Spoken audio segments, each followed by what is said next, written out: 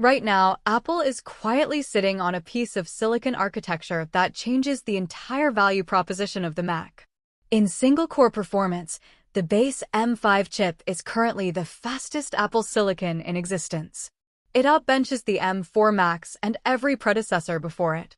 Now, imagine that exact same architecture dropping into Apple's most affordable desktop, the Mac Mini. If you are looking at buying a Mac desktop right now, my advice is simple: stop. Because if the base M5 is this capable, the upcoming M5 Pro Mac Mini isn't just an incremental upgrade, it is poised to be the best value workstation Apple has ever designed. Let's look at the data. To establish a baseline, the current M4 Mac Mini starts at $800, equipped with 16 gigabytes of unified memory and 512 gigabytes of storage. Despite global supply chain tightening potentially shifting launch windows later into the year, the M5 transition is imminent. For day-to-day operations, compiling code, editing photography, or managing intensive browser workflows, the base M5 will feel astonishingly fast. Because day-to-day snappiness relies entirely on single-core efficiency. In multi-core performance, the base M5 actually edges past the M3 Pro. Think about that. You are receiving identical or superior performance to a $1,700 M-Series MacBook Pro, but at roughly half the entry price. For casual users and moderate creative professionals, it's an absolute bargain. But the real disruption happens when we look at the Pro tier.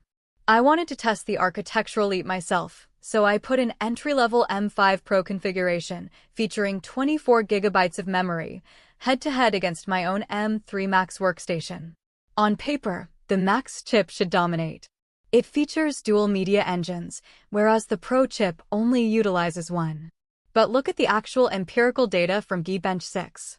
The multi-core delta is staggering. A lower-tier, current-generation Pro chip is actively outperforming a Max chip from 2 generations ago.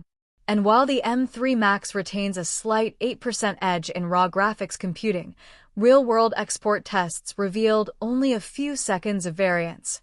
Furthermore, the sequential read speeds on the M5 Pro's SSD are more than double that of the M3 Max, making the entire system feel fundamentally more responsive. How is this happening? Apple has fundamentally re-engineered its silicon layout, moving away from traditional performance clusters toward a new supercore architecture. Additionally, every single GPU core now integrates a dedicated neural accelerator. If your workflow involves local large language models, generative AI, or hardware-accelerated ray tracing, this machine is purpose-built for where the industry is heading. This brings us to the financial strategy. A high-tier Mac Mini configuration today sits around $2,000. An equivalent M5 Pro MacBook Pro will easily scale past $2,600. When the M5 Pro Mac Mini debuts, it is projected to offer that exact same Max-level performance for roughly $1,500 to $1,600. If you operate out of a dedicated desk setup with external displays, you don't need to pay the premium for a laptop screen and battery. You are getting raw, unthrottled desktop performance with a superior thermal cooling profile. My recommendation? If your current machine can sustain your workflow for just a bit longer, hold off on your purchase. The M5 Mac Mini represents a massive paradigm shift in performance per dollar.